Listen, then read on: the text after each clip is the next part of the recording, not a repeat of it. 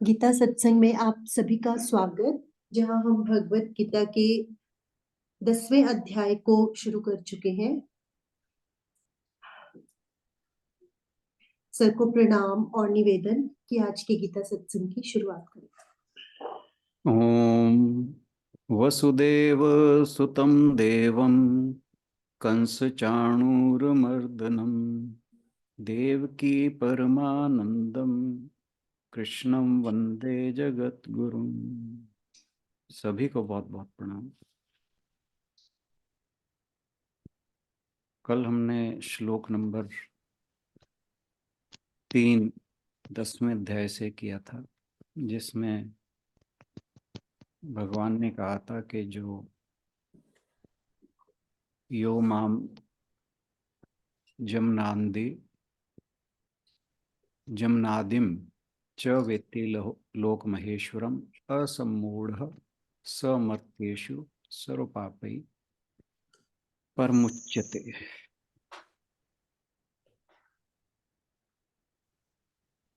कि जो मनुष्य मुझे अजन्मा अनादि और संपूर्ण लोकों का महान ईश्वर जानता है, वह मनुष्यों में असमूढ़ यानी ज्ञानी है और वह पापों से मुक्त हो जाता है।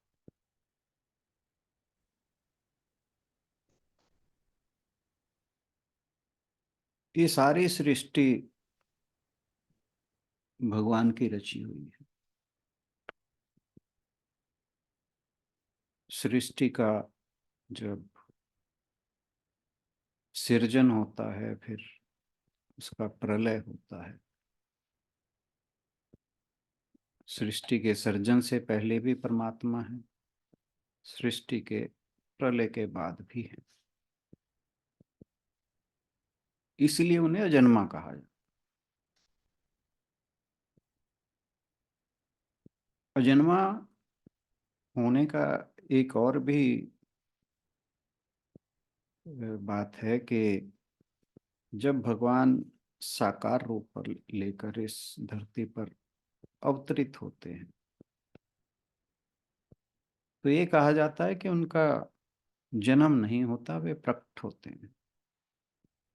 और उनके प्राकट्य का कारण जो है, वो जैसे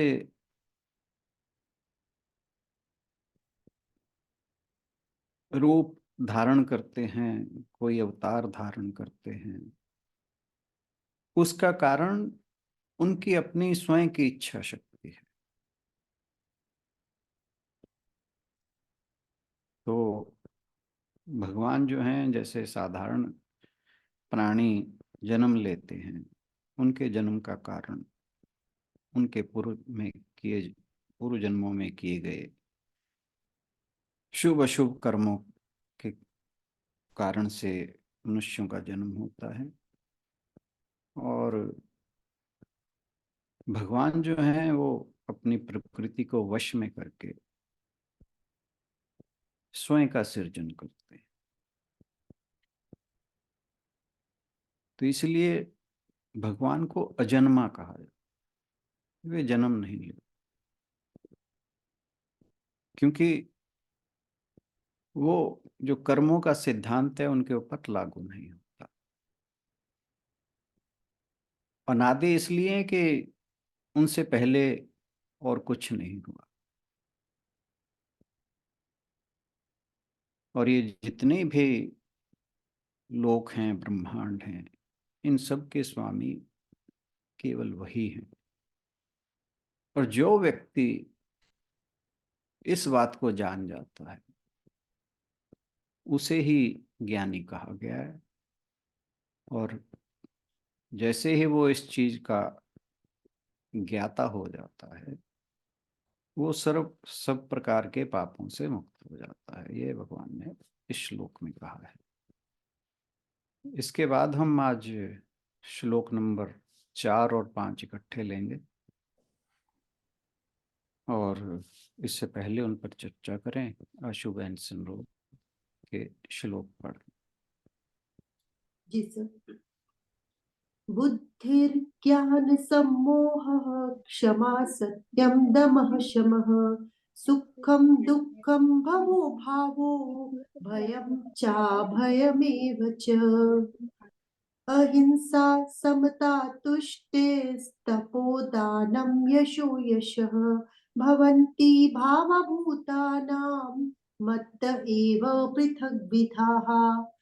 बुद्धि बुद्धि, ज्ञानम ज्ञान, असमोह संशय से रहित, क्षमा सत्यम सत्यता, दमः इंद्रियों का निग्रह, शमः मन का निग्रह, सुखम सुख, दुखम दुख, भवः जन्म, अभावः मृत्यु, भयम डर, च भी अभयम निर्भीकता, अहिंसा समता, तुष्टि, तुष्टि का अर्थ बताया संतोष, तपः तपस्या, दानम दान, यशः यश, अयशः अपयश, भवन्ति होते हैं, भावः प्रकृतियां, भूतानाम जीवों की, मतः मुझमें, एव निश्चय ही, पृथक विधा विभिन्न विभिन्न प्रकार से व्यवस्थित।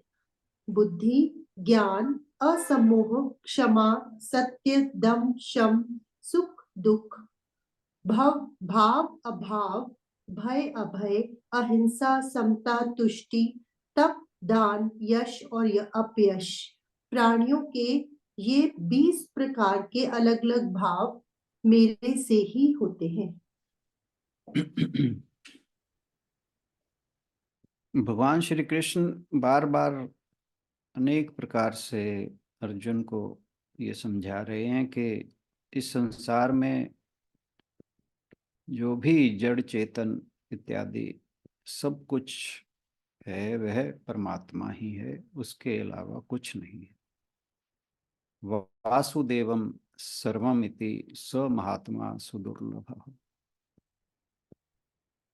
वासुदेव परमात्मा ही सब कुछ है, ऐसा भास किसी एक ज्ञानी महापुरुष को ही होता है। अंतिम सत्य एक ही है, उसमें द्वैत कहीं नहीं।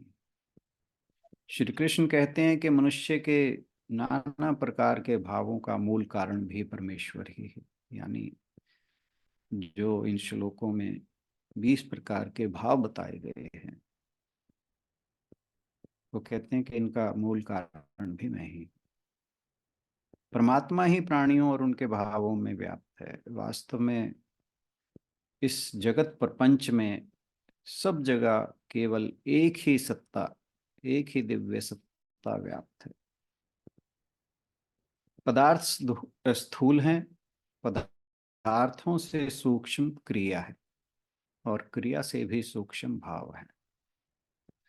हमारी सभी क्रियाएं किसी न किसी भाव से संचालित होती हैं। मनोविज्ञान भावों का अध्ययन तो करता है, किंतु अध्यात्म विद्या मन से परे चेतना के उस स्तर का स्पर्श करती है जहां से समस्त भाव उत्पन्न होते हैं। मन इन भावों को विभक्त करके 2 भागों में बांट देता है। जो उसे अच्छा लगता है उसे अनुकूल, और जो उसे नहीं सुहाता उसे प्रतिकूल। अनुकूल को हम सुख कह सकते हैं, प्रतिकूल को दुख। यह जो विभाजन है ये मन के स्तर पर है, किंतु चेतना केवल ज्ञाता है, दृष्टा है। चेतना के स्तर पर कोई भी अनुकूलता और प्रतिकूलता, इनका भेदभाव नहीं है। इन 2 श्लोकों में भगवान श्री कृष्ण बताते हैं कि अच्छे बुरे उदासीन सब कुछ उन्हीं एक से आए। वेदांत में भगवान से आने वाली अच्छी चीजें और बुरी चीजें नहीं, सब कुछ एक अनंत स्रोत से ही आया है। तो वे कौन सी वस्तुएं हैं जो उस स्रोत से आई हैं? सबसे पहले बुद्धि, सूक्ष्म और गूढ़ मामलों को समझने की क्षमता है।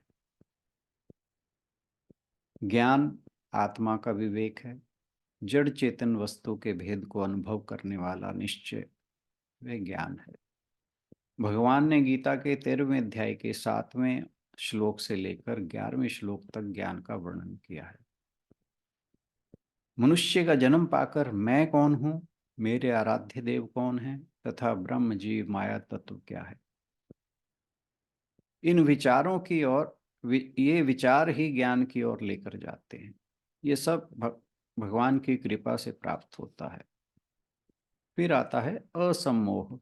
गंभीर और कठिन परिस्थितियों में मन की स्पष्टता, इसे असम्मोह कहा जाता है। ये असम्मूढ़ता भी है। भगवान गीता के दूसरे अध्याय में कहते हैं, सम्मोहात् स्मृति विभ्रमः स्मृति भ्रंशात् बुद्धिनाशो बुद्धिनाशात् प्रणश्यति। आपको ध्यान होगा दूसरे अध्याय का 63वां श्लोक। अविवेक से स्मृति का भ्रंश और स्मृति भ्रंश से बुद्धि का नाश होता है, तथा बुद्धि के नाश से मनुष्य का पतन हो जाता है। इसीलिए विवेक प्राप्त करना चाहिए, और जो भगवान से ही प्राप्त होता है। रावण चारों वेद पढ़ा था, पर उसे विवेक नहीं प्राप्त हुआ, और प्रहलाद भगवान की कृपा से थोड़ी सी अवस्था में ही उसे प्राप्त कर लेते। क्षमा शस्त्र जिसके पास होता है, उसका दुर्जन भी कुछ नहीं कर सकता। तृण के ना रहने पर अग्नि स्वयं शांत हो जाती है। भगवान राम की सहनशीलता के आगे परशुराम का क्रोध शांत हो जाता है, और वे अपने क्रोध के लिए क्षमा मांगते हुए कहते हैं, अनुचित बहुत कहूँ अज्ञाता, क्षमहूँ क्षमा मंदिर दो भ्राता, विनयशील करुणा गुण सागर, जयति वचन रचना अतिना। इसी तरह क्षमा विरोधियों और शत्रुओं के प्रति मन का दयालु रवैया है, और यह परमात्मा से आती है। दूसरों के द्वारा निंदा होने पर भी क्षमाशील मनुष्य निर्विकार रहता है, तथा उसमें प्रतिशोध का भाव नहीं जागता। सत्यम सत्यम के बारे में कहा है कि किसी बात का जैसा अनुभव हो वैसा ही मृदु शब्दों में प्रकाशित कर देना सत्य का व्यवहार है। सत्य की साधना मनुष्य को परमात्मा के समीप स्थित कर देती है। फिर दमः, आत्म संयम, स्पर्श, स्वाद, दृष्टि, गंध और श्रवण की बाहरी इंद्रियों का नियंत्रण, इसे दमः कहा जाता है। इंद्रियों को विषयों में जाने से रोकना चाहिए। काशी के मछली बंदर घाट के एक तट पर महात्मा रहते थे, और दूसरे तट पर एक वैश्य रहती थी। वैश्य महात्मा को देखकर संताप करती थी कि मैं इस योग्य नहीं कि उनके उपदेशों को जाकर ग्रहण करूं, और महात्मा अपने मन में सोचते थे कि अगर मैं विरक्त ना होता तो मैं भी वैश्य के यहाँ जाता। दोनों की मृत्यु होने पर वैश्य को मोक्ष प्राप्त हुआ, और जो महात्मा थे वो किसी वैश्य के यहाँ,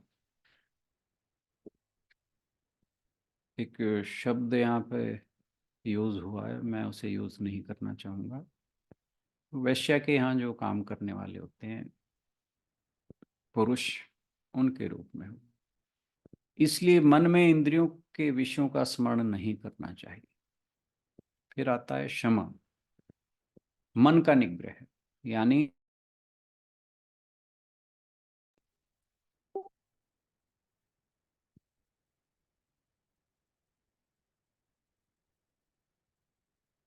हेलो,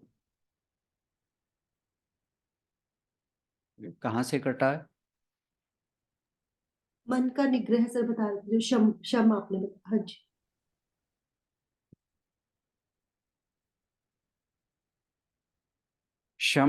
शमः मन का निग्रह, यानी मन और बुद्धि की शांति का अभ्यास। सुखम दुखम, चित्त के अनुकूल अनुभव को सुख कहते हैं, और प्रतिकूल अनुभव को दुख कहते हैं। जो मन को अच्छा लगे वो अनुकूल, जो ना लगे वो प्रतिकूल। ज्ञानी पुरुष सांसारिक सुख दुख से ऊपर उठकर उच्च चेतना में स्थित होकर परमात्मा के साथ एकत्व प्राप्त होने पर परमानंद की अनुभूति कर लेता है। स्पष्ट है कि चेतना नहीं है तो ना सुख है ना दुख है। चेतना के स्तर पर सुख और दुख का विभाजन भी नहीं है। सुख और दुख का विभाजन मन के स्तर पर है। सुख होता है तो हम समझते हैं कि भगवान की कृपा है, किंतु दुख को हम भगवान की कृपा नहीं मानते। हमें दुख में कोई प्रयोजन दिखाई नहीं देता, किंतु बहुत बड़ा सत्य यह है कि दुख ही हमें सत्य की खोज के लिए प्रेरित करता है। यदि दुख ना हो तो संसार में महात्मा बुद्ध पैदा नहीं हो सकते। हमें जन्म जन्म में तो उत्सव दिखाई देता है, किंतु मृत्यु में कोई सार्थकता दिखाई नहीं देती। जबकि सत्य यह है कि मृत्यु के बिना जन्म भी नहीं हो सकता। जन्म और मृत्यु एक ही अखंड प्रक्रिया के दो किनारे हैं। जो उस अखंड को देख लेता है उसके लिए जन्म में अनुकूलता की दृष्टि और मृत्यु में प्रतिकूलता की दृष्टि नहीं रहती। जहां तक प्रयोजन का संबंध है, मृत्यु मनुष्य की सबसे बड़ी शिक्षक है। इसी बात को कठोपनिषद में इस रूप में कहा गया कि नचिकेता को मृत्यु ने ही आत्मविद्या प्रदान की, यानी जो मृत्यु के देवता यमदेव। फिर आया है भवः। इसे जन्म भी कहा गया है। किसी वस्तु के अस्तित्व को के अनुभव को कहते हैं। अभाव मृत्यु या वस्तु के ना होने को कहते हैं। भयम डर। अभयम निर्भयता। निर्भय केवल विष्णु का पद ही है। जैसा कि कहा गया है विष्णु पदम निर्भयम, इसलिए अपनी मनोवृत्ति को भगवान में लगाना चाहिए। अहिंसा दूसरों को चोट ना पहुंचाना। समता समानता की भावना मन की राग द्वेष रहित तथा अहंकार रहित अवस्था को कहते हैं।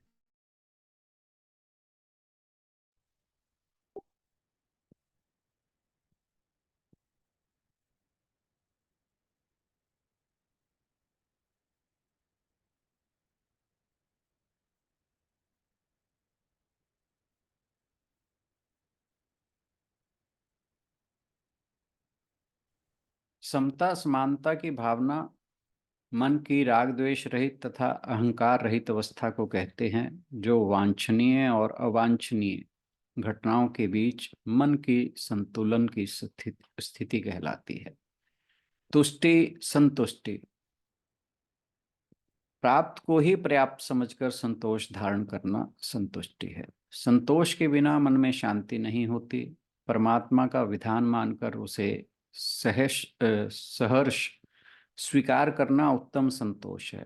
तपस्या यानी कठोर आत्म अनुशासन के माध्यम से जीवन आदतों को बुरे से अच्छे में बदलने का दृढ़ संकल्प है। दानम अपनी भोग्य वस्तुओं को दूसरों के लिए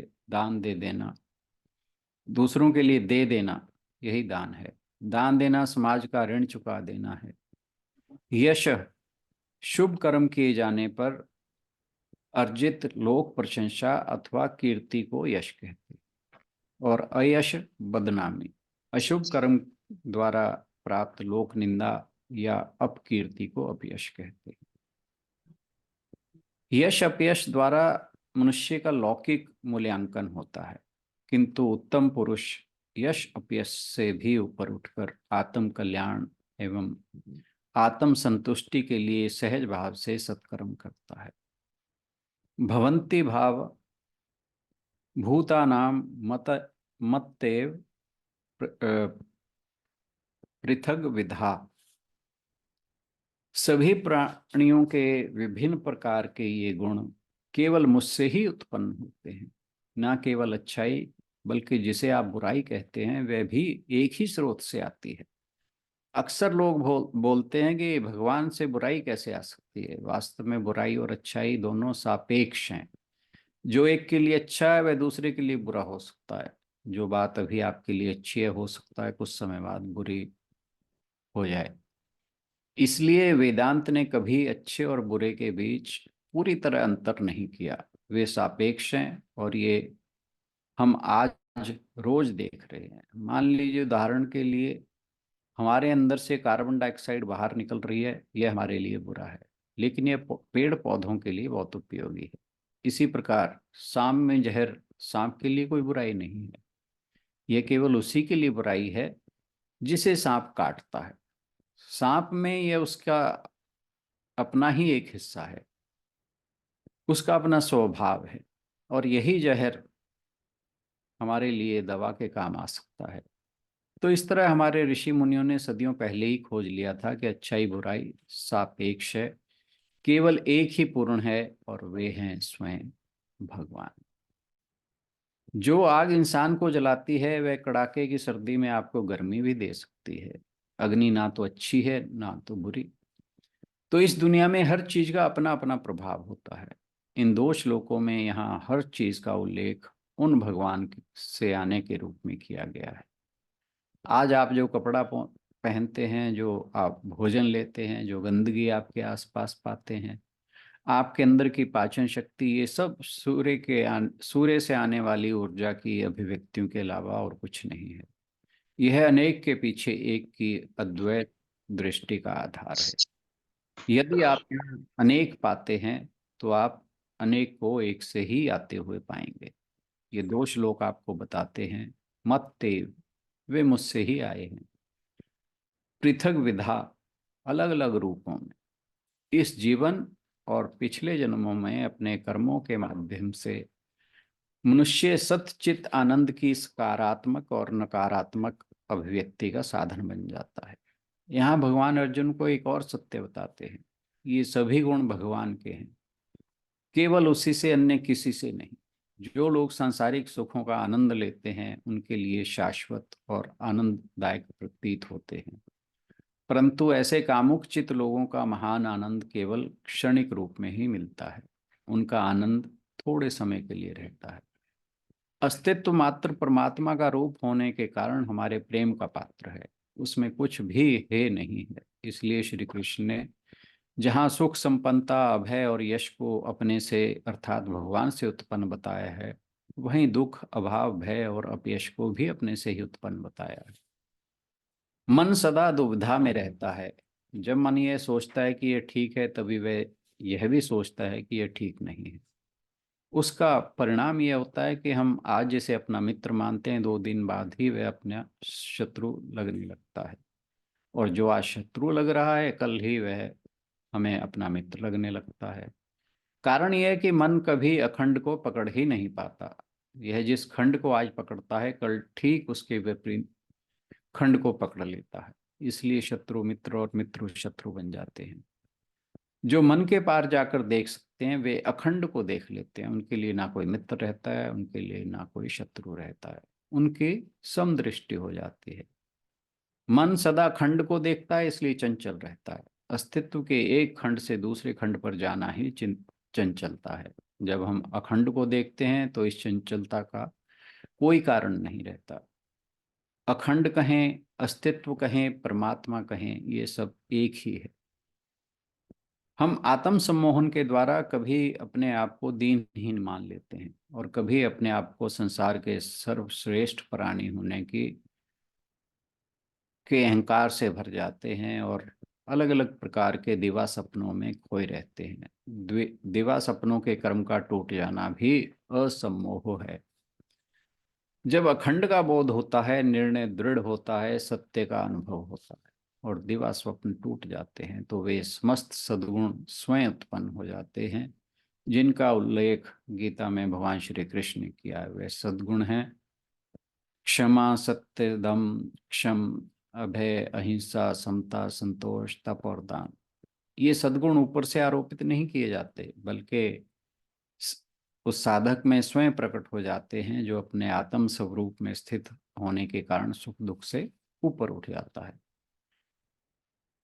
पारमार्थिक दृष्टि से धर्म एक ही है, अपने स्वरूप में स्थित हो जाना। स्वरूप स्थिति के इस एक ही पारमार्थिक धर्म से व्यवहार में अलग अलग नैतिक गुण अनायास अभिव्यक्त होते हैं। जिस साधक ने चेतना का स्पर्श नहीं किया, उसके सभी नैतिक गुण भी आरोपित होने के कारण अंततः खोखले ही सिद्ध होते हैं। अतः श्री कृष्ण कहते हैं कि यह जानना चाहिए कि ये समस्त गुण शुद्ध चेतना से ही आते हैं।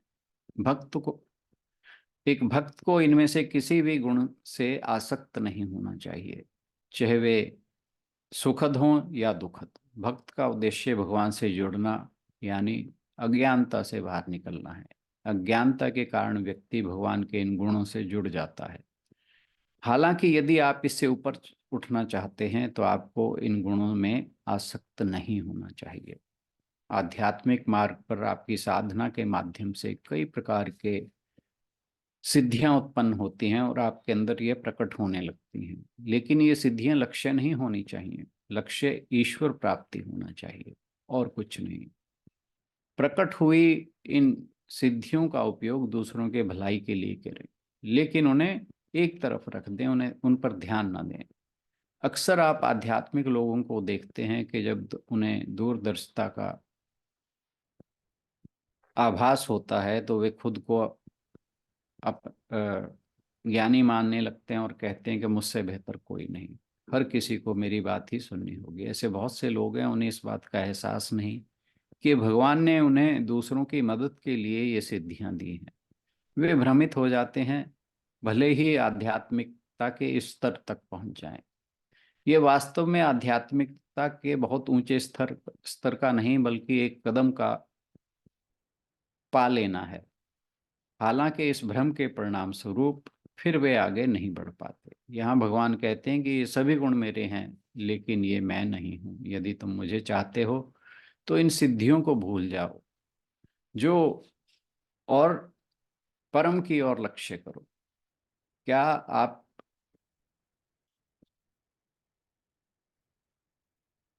हाँ, एक लकड़हारे की कहानी पर हम आते हैं। एक लकड़हारा था जो बहुत मेहनती था। एक बार एक संत वहां से गुजरे और उन्होंने उससे कहा, जंगल में गहरे जाओ। जैसे ही वे जंगल में गहराई तक गया, उसे चंदन की लकड़ी लकड़ी मिली। तो उसने इस लकड़ी को काटना शुरू कर दिया, और क्योंकि चंदन बहुत महंगा है, जब उसने इसे बाजार में बेच दिया तो वह अमीर हो गया। लेकिन कुछ दिनों बाद उसे फिर याद आया कि संत ने यह नहीं कहा था कि चंदन के जंगल में जाओ, बल्कि उन्होंने कहा था जंगल में और गहरे जाओ। इसलिए वे जंगल में और अंदर तक गया। कुछ समय बाद उसे एक चांदी की खदान मिली। उसने चांदी का खनन शुरू किया, और चांदी की कीमत क्योंकि चंदन से अधिक थी, उसने चांदी बाजार में बेच दी और अधिक अमीर हो गया। लेकिन फिर भी संत के शब्द अभी उसके कानों में गूंज रहे थे, और उसे याद आया कि संत ने कहा था गहराई में जाओ। इसलिए वह और गहराई में गया और उसे एक सोने की खदान मिली। उसने सोने का खनन किया और अब वह बहुत अमीर व्यक्ति बन गया। लेकिन अभी भी वह व्यवस्थित नहीं था। वह सोच रहा था कि ठीक है, अब मेरे पास वह सब कुछ है जो मैं चाहता था। लेकिन फिर उसे संत की आवाज सुनाई दी, जिन्होंने कहा था गहरे जाओ और गहरे जाओ। इसलिए वह और गहराई में गया और उसे हीरों की एक खदान मिली। उसने हीरे निकाले, उसकी सारी चिंताएं, सब कुछ मिट गया। क्योंकि अब वह सबसे अमीर व्यक्ति था, तब उसे एहसास हुआ कि सब कुछ ऐसा ही है, चाहे वह आध्यात्मिक मार्ग में हो या भौतिक सांसारिक जीवन में। संत ने तो यही कहा था कि गहराई में जाओ। इसलिए जो कुछ भी आपको मिलता है, जहां भी आप पहुंचते हैं, जो कुछ भी आप प्राप्त करते हैं, चाहे वह कोई सिद्धियां हों, शक्तियां हों, उस पर अटके मत रहिए, बल्कि और गहराई तक जाते जाइए, क्योंकि खोजने के लिए अभी बहुत कुछ है। तो भगवान यहाँ कहते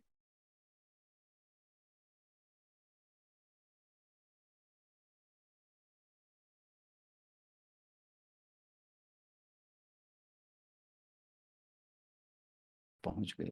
वे कहते हैं घमंड को तो अभी। तो हाँ जी। खोजने के लिए बहुत कुछ है, उसके बाद आपका कनेक्शन चला गया। तो भगवान यहाँ कहते हैं गहराई में जाओ। जो कुछ भी आध्यात्मिकता से प्राप्त होता है, उस पर टिके मत रहो। यह मत सोचिए कि एक बार जब आप के अंदर ईश्वर से प्रेम हो गया तो आप लक्ष्य तक पहुंच गए। वे कहते हैं घमंड को अपने ऊपर हावी मत होने दो और स्वयं को अंधा मत करने दो। सूरदास की तरह बुद्धिमान बनो, अपनी आंतरिक आंखें खुलने दो और उन आंखों से देखो। भगवान कहते हैं कि समस्त प्राणियों के ये सभी भाव मुझ परमेश्वर से होते हैं, अन्य से नहीं। अतः मेरे लोक महेश्वरत्व के विषय में कहना ही क्या है। आज के लिए इतना ही। बहुत बहुत धन्यवाद।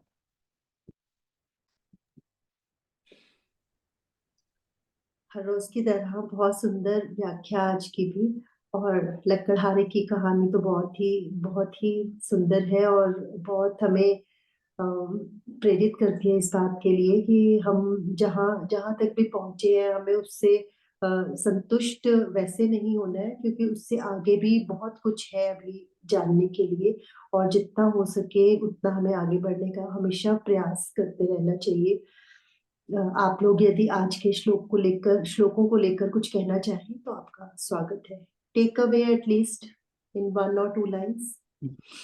आज हमने 20 प्रकार के भावों के बारे में जाना है जो परमात्मा ने कहा कि वो मुझसे ही उत्पन्न है। सर इसका मतलब ये है कि जिसको जो रोल, एक तो ये है कि ये वाले भाव अंदर हमें अपने अंदर आत्मसात करने का प्रयास करना चाहिए, या फिर ये सोचना चाहिए कि जो भी इन जैसा कुछ कर इनसे रहा है। इनसे परे जाना। पर जैसे आपने क्षमा का बोला, अहिंसा, ये चीज तो अपने अंदर तो लानी ही चाहिए ना। जो अच्छे गुण हैं वो लाने चाहिए, लेकिन जो वास्तविक लक्ष्य, जो कहा ना उस संत ने, और गहरे जाओ और गहरे जाओ। तो जब हम और गहरे जाएंगे, फिर भगवान क्या कहते हैं कि वो गुणातीत है। गुणातीत, गुणों से परे। ये आपने एक चीज मेरे ख्याल मिस कर दी, या अभी इसमें आई नहीं है, आगे आती होगी। भगवान ने कहा कि ये गुण जो हैं मेरे अंदर से आते हैं, लेकिन भगवान को ये छूते नहीं है। भगवान इनसे निरपेक्ष हैं। तो हमें ठीक है, अच्छे गुणों को धारण करना चाहिए, लेकिन वास्तव में तो सभी गुणों से ऊपर निकलने वाली बात है। जो एक आध्यात्मिक व्यक्ति है, उसे, जैसे हम कहते हैं कि हमें शुभ कर्म करने चाहिए और बुरे कर्म से बचना चाहिए, लेकिन एक वक्त आता है जब बात आती है कि कर्म संन्यास की। है ना? कर्म संन्यास का मतलब अच्छे बुरे दोनों प्रकार के जो कर्म हैं उनसे परे चले जाना।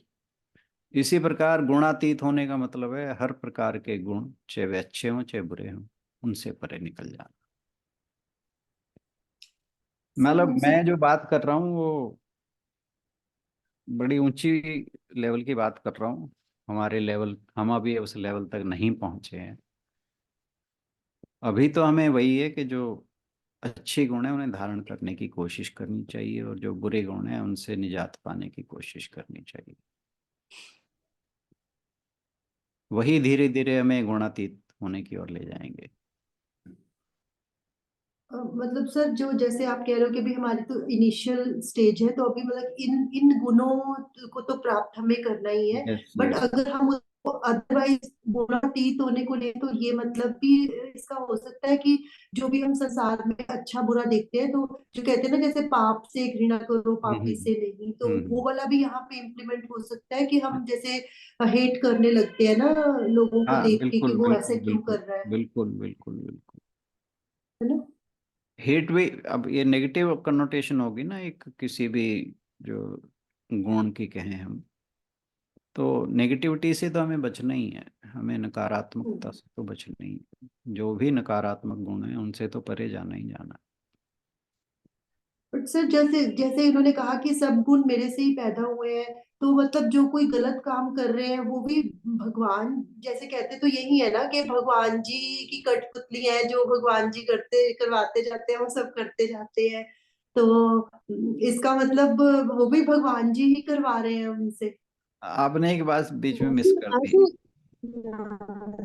सर मैं बीच में इंटरप्ट करना चाहूंगी। आशु, एक में आया नहीं था भगवान जी जब कहते हैं मेरे से आते हैं, लेकिन मैंने आपको विवेक दिया है, बुद्धि दिया है, सोच के करो।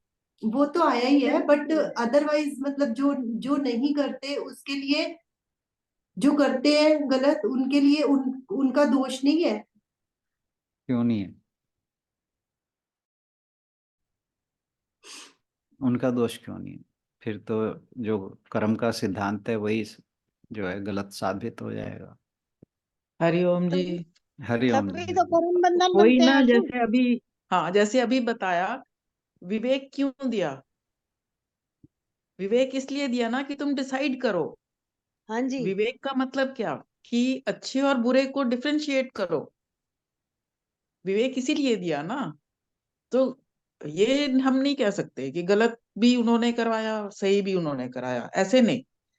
उन्होंने तुम्हारे सामने ऑप्शंस रखी हैं, गलत की और सही की, और साथ में तुम्हें जजमेंट की एक वो भी दी है। मतलब ही हैज गिवन यू कि you can decide for yourself. अब तुम देखो तुम्हें कौन सा चाहिए, क्योंकि जो गलत करना उस टाइम तो बहुत आसान होता है, जो सही है उसको करना मुश्किल होता है।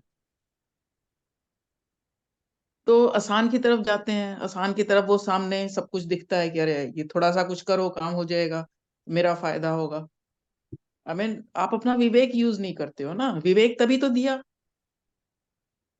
विवेक मतलब क्या? कि टू जज what is right and what is wrong.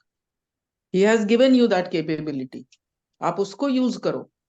ये नहीं कहो कि गलत भी उन्होंने कराया। उन्होंने कुछ नहीं कराया। वो तो ना अच्छा करा रहे हैं ना गलत करा रहे हैं। उन्होंने ऑप्शंस दी, आप डिसाइड करो। He has given you that intellect. आपको ध्यान होगा कि जब भगवान कृष्ण दुर्योधन के पास दूत बन के जाते हैं तो वो कहते हैं कि तू धर्म का पालन नहीं कर रहा। तो उसने क्या कहा था? जानामि धर्मम च जानामि धर्मम और जानामि अधर्मम। तो वो कहता है कि मुझे धर्म का भी ज्ञान है, अधर्म का भी ज्ञान है। फिर उसने आगे कहा था, मुझे संस्कृत में याद नहीं, हिंदी में तो याद है कि कोई देव मेरे अंदर बैठा है जो मुझसे गलत करवाता है। तो ये जो हम बात कहते हैं ना कि बुराई भी भगवान कराता है। भगवान ने अच्छा बुरा दोनों बनाए इसलिए कि इस द्वैत के बिना संसार नहीं रहता।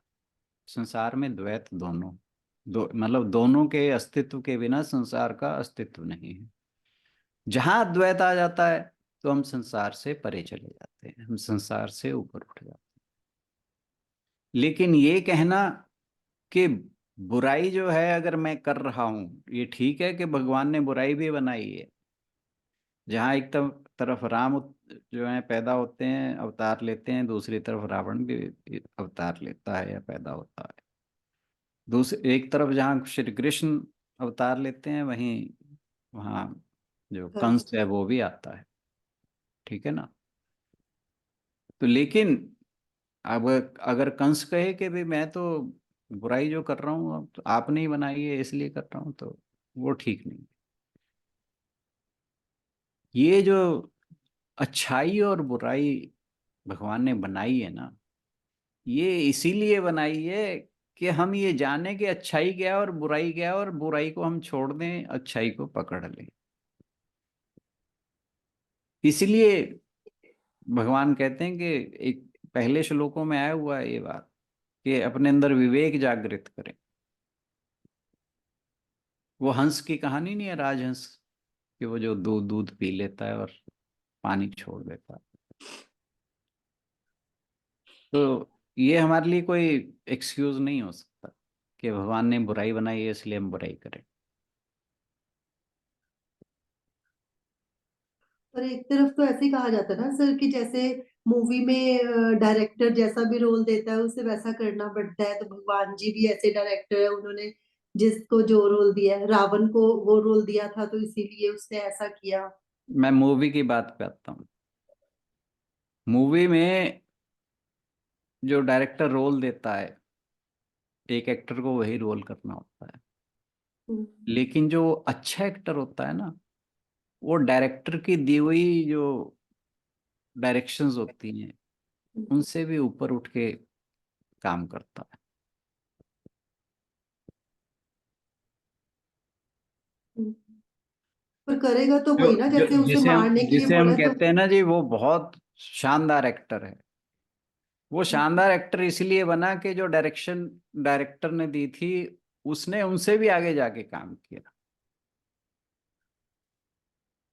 भगवान ने हमें, हम ये बात ठीक है कि हम रंगमंच पे एक पुतलियां हैं, लेकिन भगवान ने हमें जो कर्म करने की स्वतंत्रता दी है, एक फ्री विल दी है। तो वो जो काम करने की, कर्म करने की स्वतंत्रता है, वो तो हमारे पास है ना, कि हम क्या कर रहे हैं। इसी से हमारा जो प्रारब्ध है वो बनता है, हमारे संस्कार बनते हैं। अब ये हर व्यक्ति के ऊपर डिपेंडेंट है कि वो अच्छे संस्कार बनाना चाहता है कि बुरे संस्कार बनाना चाहता है।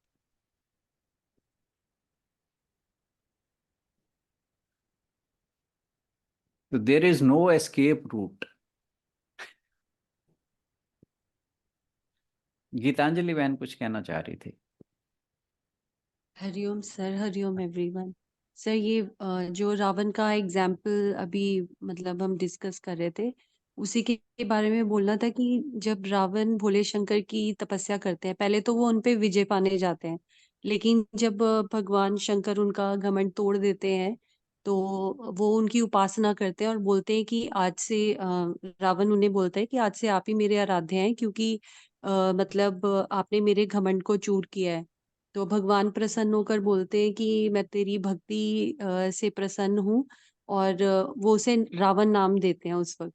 और फिर क्योंकि रावण तो मतलब थोड़ा ललचाता भी है, और वो ये बोलता है कि आप मेरी भक्ति से प्रसन्न है, तो क्या सिर्फ मुझे रावण ही नाम देंगे, तो या कुछ और भी देंगे। तो उन्होंने फिर चंद्रहास एक शस्त्र है वो उसे देते हैं, और साथ में ये भी बोलते हैं कि इससे जुड़े जितने भी कर्म फल होंगे वो तुम्हारे होंगे। मतलब उससे किसी का कोई लेना, जो भी तुम इस चंद्रहास से कर्म करोगे वो तुम्हारे ही होंगे। तो वही बात है कि कर्म का अधिकार तो हमारा है, चॉइसेस हमारी होती हैं, हम अच्छे चुने बुरे चुने। और अगर रावण को रावण का रोल मिला या वो रावण के रूप में पैदा हुआ, तो अगेन उनके पुराने संस्कार ही रहे होंगे जिसकी वजह से वो रावण के रूप में धरती पर आए। नहीं, रावण का जो नाना था जी। वो पुलस्त्य ऋषि था। जी। तो ऐसा नहीं कि उसके जो डीएनए था वो कोई गलत था। नहीं सर, डीएनए नहीं, जैसे हम बोलते हैं नहीं ना मैं कि नहीं नहीं नहीं मैं आपकी बात को कंटेस्ट नहीं कर रहा, मैं एडिशनल बात बता रहा इवन उनके फादर भी आई मीन महर्षि थे, और वो भी मतलब एक तरह से सत्पुरुष ही थे, क्योंकि अ, रावण मतलब उनको स्वयं ही अपने महल से बाहर कर देता है, क्योंकि वो एक जो है वो राक्षसों का राज्य स्थापित करना चाहता है, तीनों लोगों पे विजय पाना चाहता है। हूँ। मेरे ख्याल आज का मेरा मैसेज भी इस तरीके था कुछ, मुझे याद आ गया।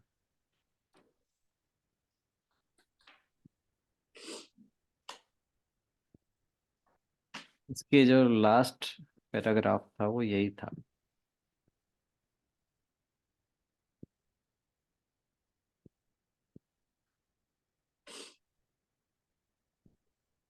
जब तब संयम तो राक्षसों में भी था, पर किसी को भी दुख ना देना उनमें नहीं था।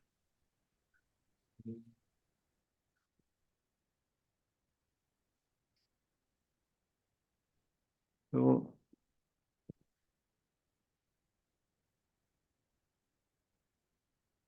इस दुविधा में नहीं रहना चाहिए।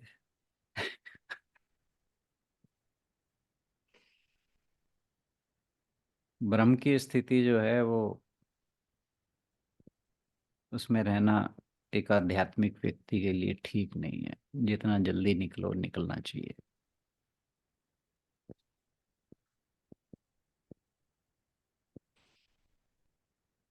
सब बात वही है, दोष दृष्टि रख के तो फिर हम कहीं नहीं पहुंच हम्म पाएंगे। बिल्कुल। चलें आगे। टेक अवे यही है कि भगवान जी की लीला वाली बात, के सब कुछ भगवान की लीला है। जो वो कर रहे हैं, करवा रहे हैं, ठीक है, आप जितना बच सकते हो उतना बचने का प्रयास करना हम्म चाहिए। हम्म हम्म हम्म बिल्कुल गलत।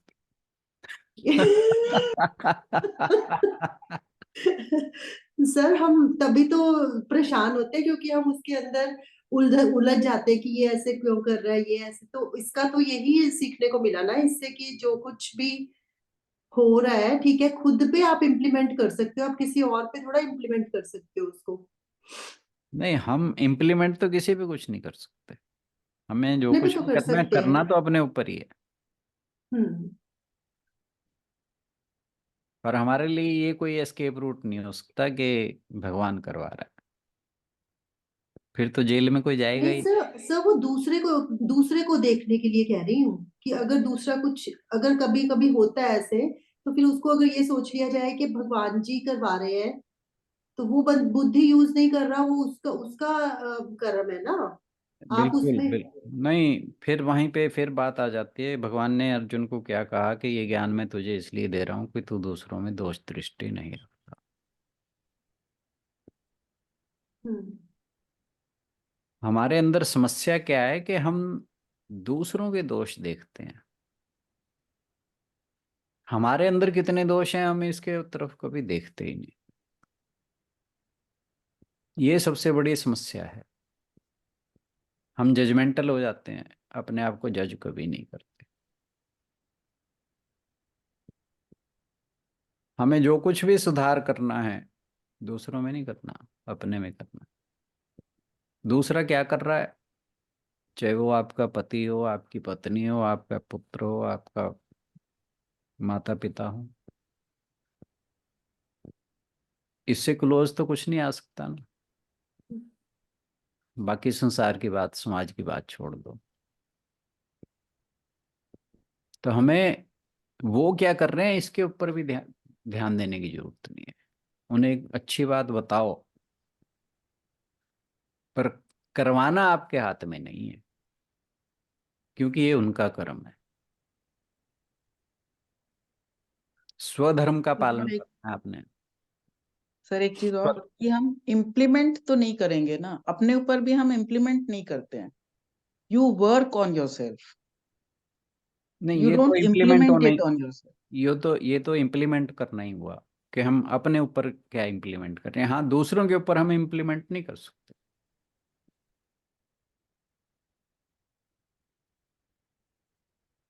तो जो कुछ भी करना है वो अपने ऊपर ही करना है। और आप अच्छे होते जाओगे, आपके आसपास का वातावरण अपने आप अच्छा होता चला जाएगा। ये भी बात, ये भी भगवान की जो करुणा दृष्टि है वो यही है कि अगर हम उनसे, उनका हाथ पकड़ते हैं, उनके शरण में जाते हैं, अपने आप को बुराइयों से बचाते हैं, तो फिर वो योग क्षेम हमारा खुद वहन करते हैं। ये बात कही तो है उन्होंने।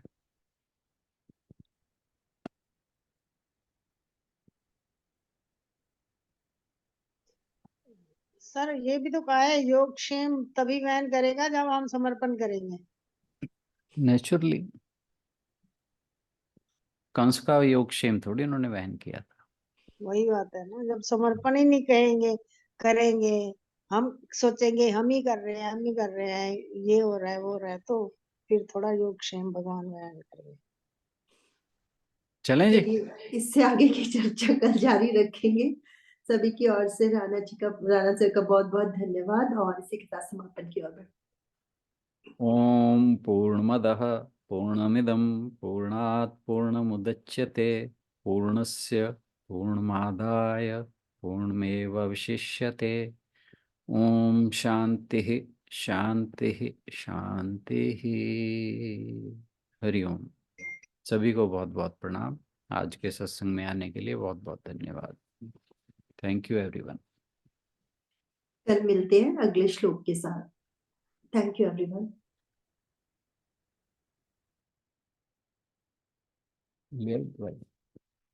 कहाँ है? कहाँ है? आपकी? हाँ।